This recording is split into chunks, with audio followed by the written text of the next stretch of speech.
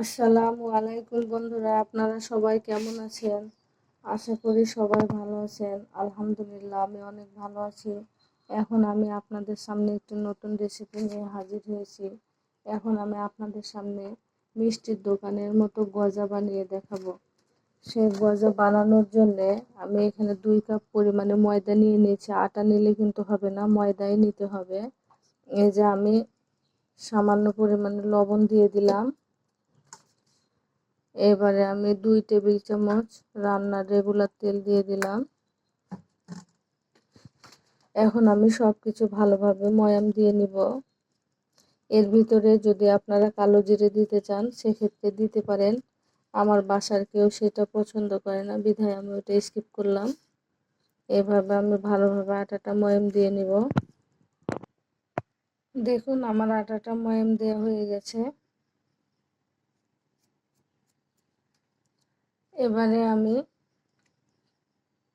ঠান্ডা নর্মাল পানি, যেটা আমরা রেগুলার খাই, সেই পানি দিয়ে অল্প অল্প করে আমি একটা শক্ত ডো তৈরি করে নেব। স্বাভাবিকভাবে আমরা যেভাবে রুটি বানাই তার থেকে ডোটা একটু শক্ত হবে। দেখুন আমি আটাটা মাখিয়ে নিয়েছি। শক্তও না নরমও না, তবে রুটি যেভাবে আমরা বানাই স্বাভাবিক তার চাইতে হালকা একটু শক্ত করতে হবে। এখন আমি আটাটা 15 মিনিট রেস্টে রেখে দিব ঢেকে। আপনারা দেখতে থাকুন। এবারে দেখুন আমি যে কাপ দিয়ে আটা মেখেছিলাম 2 কাপ, সেই কাপের 1 কাপ পরিমাণে চিনি দিয়ে দিলাম। আটা রেস্ট হতে হতে আমি এদিকে চিনির শিরাটা বানিয়ে ফেলবো। আপনারা দেখতে থাকুন। এবারে আমি যে কাপে চিনি মেপে দিয়েছি সেই কাপের 4 ভাগের 1 ভাগ পানি দিয়ে দিব।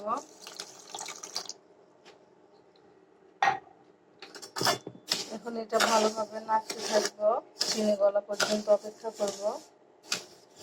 আমি একটা আঠালো শিরা তৈরি করব, আপনারা দেখতে থাকুন। এটা পাতলা শিরা হলে হবে না। দেখুন শিরাটা কেমন ভাবে ফুটতেছে, আরো একটু হবে।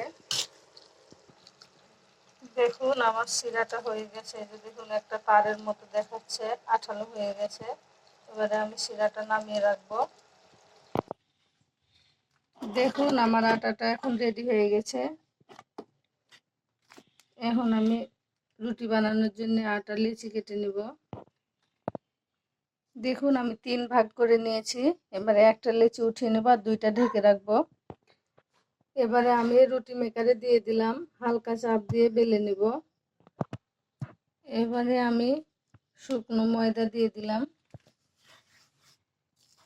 এভাবে ভাঁজ দিয়ে দিব।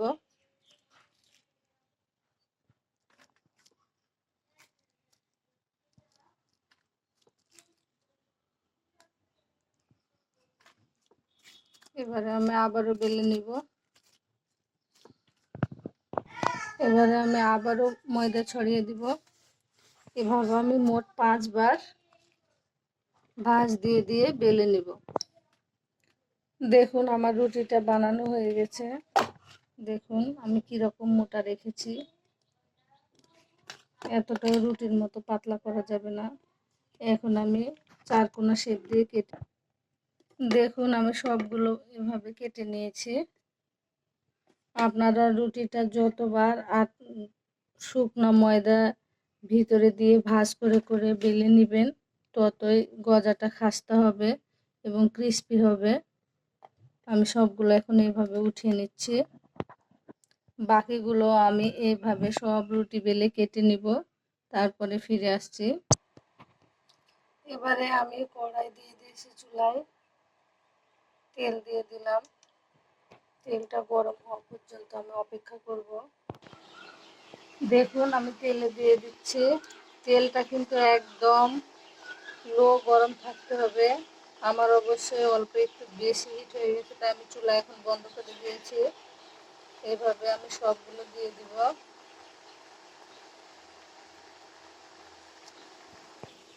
দেখুন আমি সবগুলোই দিয়ে দিয়েছি। এক পাশ হলে তারপরে উল্টাই দিব। দেখুন আমি এখনো ভাজা হয়নি, একদম কম হিটে ভাজতেছি। আমার চুলার পাওয়ার দেখুন মাত্র 600-তে আছে। আপনারা যত কম হিট দিবেন ততই ক্রিস্পি হবে গজাটা খেতে, তাই হালকা হিটে সময় নিয়ে ভেজে নিতে হবে। আপনারা দেখতে থাকুন। দেখুন আমার ভেজে নেওয়া হয়ে গেছে। এবার আমি এগুলো উঠিয়ে নিব, বাকিগুলো সব এই প্রসেসেই ভেজে নিব। দেখুন কি সুন্দর কালার চলে এসেছে। দেখুন এবার আমি এগুলো উঠিয়ে নিব, বাকিগুলো এভাবে ভেজে নিব। দেখুন আমি সবগুলো কি সুন্দর করে ভেজে নিয়েছি, সবগুলোটা খেয়ে বুঝতে পারছেন কত ক্রিস্পি হয়েছে। এই যে আমার শিরাটা ঠান্ডা হয়ে গেছিল, তাই আমি গরম বসিয়েছি। আপনারা দেখতে থাকুন। দেখুন আমার শিরাটা গরম হয়ে গেছে। এবারে চুলার আঁচটা কমিয়ে আমি এগুলো দিয়ে দিয়েছি, অনবরত নাড়তে থাকবো। নাড়তে নাড়তেই আমার গজাগুলো রেডি হয়ে যাবে। আপনারা দেখতে থাকুন।